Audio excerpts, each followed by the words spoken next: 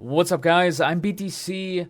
Blizzard has just released another patch for Overwatch. This is a fairly small patch, but it does make some significant changes to a couple of characters. I'm going to go through it real quick. Keep in mind, I did just make a very long analysis video of all the different characters, talking about if they've gotten stronger or weaker in this phase of beta. So some of that analysis is no longer correct in that video because of this patch. So just keep that in mind. Any character that I talk about in this video, ignore what I said in the previous video. So on to the patch. So Miscellaneous completed a tuning pass for end of match commendations. This doesn't really matter right now because the commendations don't really do anything. I think the idea is maybe to get an XP bonus or something. I don't know. I mean, really, they're kind of trivial in a lot of cases. Like Reaper has most souls, consumed or something like that. I mean, it's just the end of the round commendations and the play of the game are just really kind of whatever. Like, they don't really do anything right now, so they need to modify that a lot before it has any actual benefit. Next is increase the cooldown on using voice lines. This is unacceptable. This is tragic. Now I can't spam bring banana phone on Junkrat, and that is a devastating loss to all in the Overwatch community, I assure you. All right, on to the good stuff. So balance changes for Bastion. Configuration recon. Maximum weapon spread decreased by 25%. So he got a lot more accurate in recon mode. The point of this is most likely to make him run and gun a little bit more.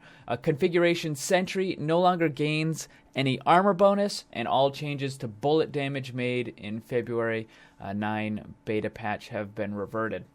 All right, so the problem with Bastion was he was still too good versus low skill players. High skill players, he really wasn't an issue. I mean, he was a little bit more interesting to use and actually somewhat viable in a couple of situations, but he was still destroying low skill players. So they reverted the change. They took away his armor. I think doing that is going to make him useless in high skill again. Without that armor in high skill, I don't know. I can't really see him being that viable. So developer comments, we've given Configuration Recon a bit of a boost to allow Bastion to run and gun more efficiently when needed. We've also made significant changes to Bastion's survivability and offense capabilities when in Configuration Sentry. By removing the 300 additional armor, Bastion is now more vulnerable to attack. However, its overall damage output has been increased as a result, reverting to earlier nerfs. So he does more damage in Sentry mode now, but he's weaker again. I don't know. I guess he's even more sniper-like now. But the problem with him being more sniper-like is he's a big target, and he can't quite get at the distance that like Widow and stuff can. So we're very eager to see how both of these updates play out in the beta. I think what they need to do, though, is they need to replace... When he's in recon mode, he needs something different for his other ability. Like, the heal that he has in recon mode is kind of silly. Like, he has a heal in Sentry mode and in recon mode, and if they want him to run and gun more, they should give him something that complements run and gunning. So the self heal, I just, it seems kind of silly. I don't know. I mean, they could give him any number of things in recon mode, like as another ability, and I think that would kind of make it a little bit better. But I think what ended up happening with this change is they made it... So this change right now, they made it better for low-skill players and worse for high-skill players. So I think they kind of just... I don't know. I don't know. Like I don't really see him being very viable at high skilled now. I mean, maybe he will be, but I don't really see it. He's just gonna die too fast. All right, so Diva, mech no longer move or aim locked after being called down. Okay, and self-destruct. Ultimate charge now generates passively when Diva is dead on her or her mech is destroyed. Okay, so that's pretty cool. So basically what happens is when your mech was destroyed or when you were dead, you were not getting your ultimate charge, whereas like everybody else was. So like Junkrat is getting his Riptire charge while he's dead, but Diva wasn't getting her self-destruct. So that's a pretty nice change for her. I mean, it's not amazing or anything, but it's pretty nice. And then Call Mech ultimate cost decreased by 20%. So that is a nice buff, I think. So the combination of those two things is going to make it so that she can send out that self-destruct a lot more often. Changes we made to how heroes gain ultimate charge in February had some unintended side effects for Diva, making it harder for her to generate ultimate than before. These changes should help correct this pain point, as well as provide a nice quality of life change to the process of summoning her mech. Okay, so Diva just got a little bit better. I mean, there's still the nerf to her defense matrix, but this is pretty nice. I want to see how often she can use her ultimate now. If the cost is decreased by 20% and she's going to be gaining charge while dead, she's going to be using it a lot more. So expect a lot more explodey mechs coming your way. Winky face. All right, so May, endothermic blaster, alternate fire, ammo cost decreased from 50 to 40. The goal of this small change is to make it so that May's alternate fire doesn't feel like it's compromising her primary fire. Okay, so primary fire is left click, alternate fire is right click. For May, left click is kind of like a very short range, kind of freezy blast thing that slows down people and then eventually freezes them. Right click shoots out an icicle. This change does nothing. Why? Because she only uses her alternate ability in 2 occasions, and neither of those occasions really care about ammo cost. The first one is after you've frozen someone using your primary fire, you can just line up an easy headshot with your alternate, your icicle. And the second time you're going to use your alternate fire is when you're too far away to use your primary fire.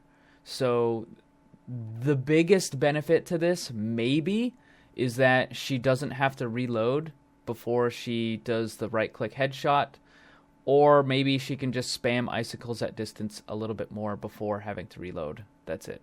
Otherwise, this changes whatever. It does nothing.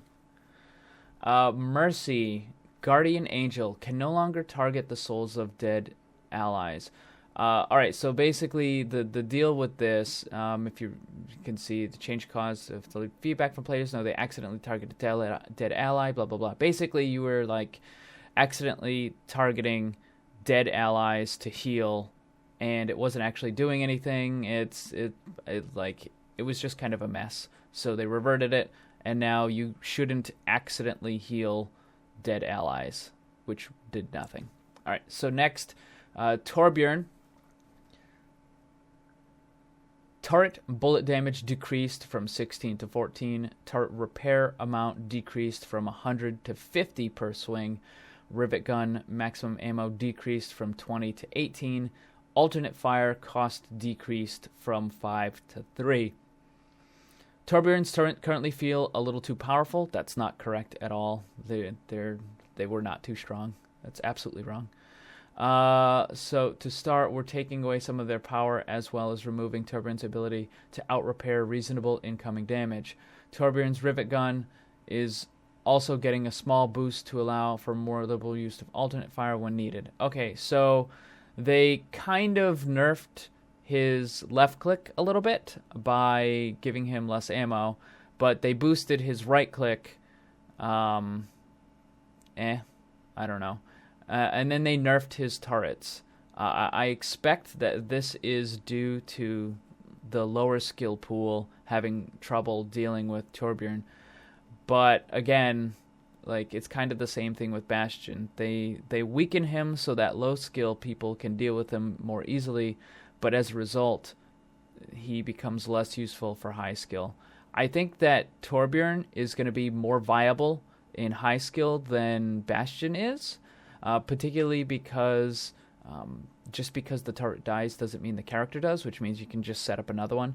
And he also has something that benefits the team, namely the 75 armor boost, which is very good, particularly for the low health people on your team, your supports and what have you. So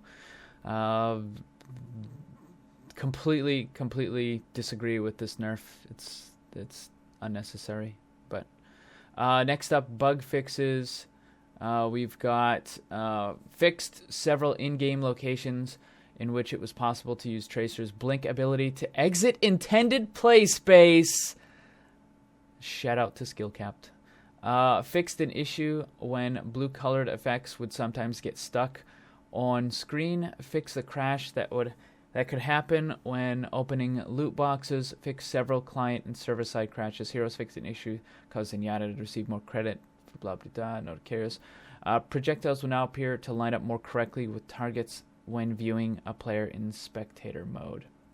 All right. So the only thing of this that really matters is fixed several in-game locations in which it was possible to use Tracer's blink ability to exit the intended play space. A guy named Skillcap, who I regularly play Overwatch with, was able to find several locations where you could use Tracer's blink to get outside of the map, thus making her, for the most part, unkillable. And one of the problems with this is she could still shoot inside the map. Like, she could shoot from outside the map, she could shoot inside and kill people. But people inside the map couldn't shoot her. The other thing was there was a couple of locations where you could actually get close enough to the payload to interrupt it from moving.